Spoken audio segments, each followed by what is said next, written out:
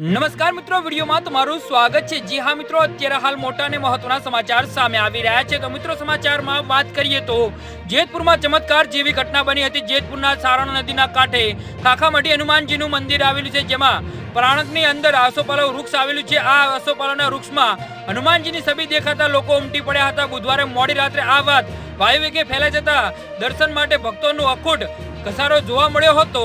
જી હા મિત્રો, અત્યારે હાલ મોટા સમાચાર સામે આવી રહ્યા છે।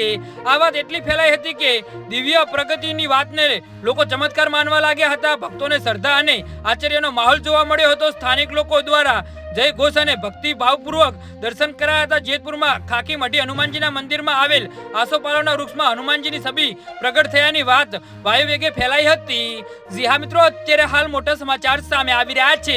આસોપાલવના વૃક્ષમાં હનુમાનજીની છબી દેખાતા લોકો ઉમટી પડ્યા હતા। બુધવારે મોડી રાત્રે આ વાત વાયુવેગે ફેલાઈ જતા દર્શન માટે ભાવિ ભક્તો અને અખૂટ ઘસારો જોવા મળ્યો હતો। વાત એટલી ફેલાઈ ગઈ કે દિવ્ય પ્રગતિને વાતને લોકોને ચમત્કાર માનવા લાગ્યા હતા। ખૂબ જ મોટી સંખ્યામાં દર્શન માટે ઉમટી પડ્યા હતા, જેના કારણે ભક્તોનો ભારે ઘસારો જોવા મળ્યો હતો।